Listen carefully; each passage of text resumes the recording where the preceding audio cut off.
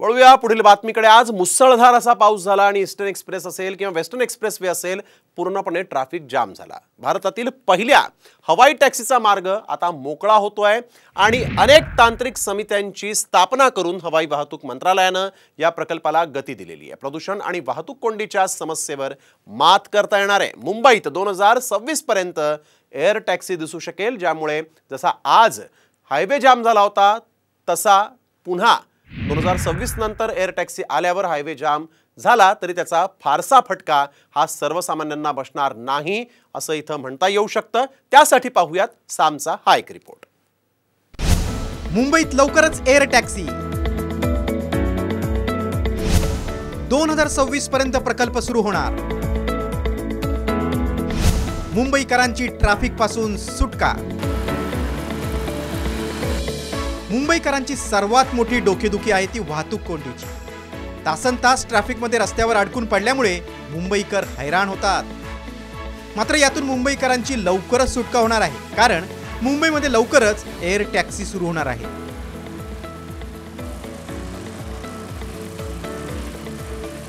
(2026 पर्यंत air taxi सेवा सुरू करण्याचा सरकारचा मानस आहे। यासाठी नागरी विमान वाहतूक महासंचालनालयाने एका समितीची स्थापना केली। एअर टॅक्सीच्या तांत्रिक तपासणीचं काम ही समिती करणार आहे।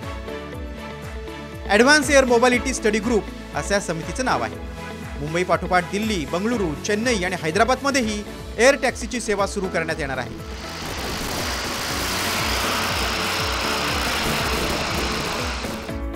एअर टॅक्सीचे फायदे आपण पाहूया। प्रवास सोयीस्कर होणार आणि वेळ वाचणार। वाहतूक कोंडीतून सुटका होणार। वैद्यकीय आपत्कालीन परिस्थितीत एअर टॅक्सी फायद्याची। एअर टॅक्सीमुळे वायू आणि ध्वनी प्रदूषण कमी होणार।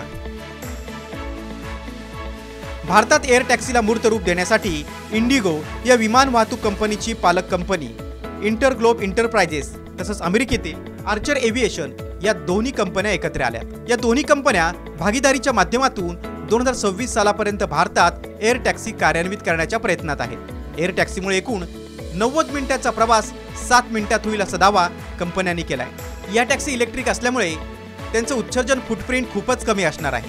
तसंच ध्वनी प्रदूषणही होणार नाही। विज्ञान आणि तंत्रज्ञानाच्या जोरावर जगात अनेक आविष्कार घडतायत। वाहनांची गर्दी आणि वायू प्रदूषण या समस्येवर एअर टॅक्सी चांगला पर्याय होऊ शकतो। ब्युरो रिपोर्ट, साम टीव्ही न्यूज।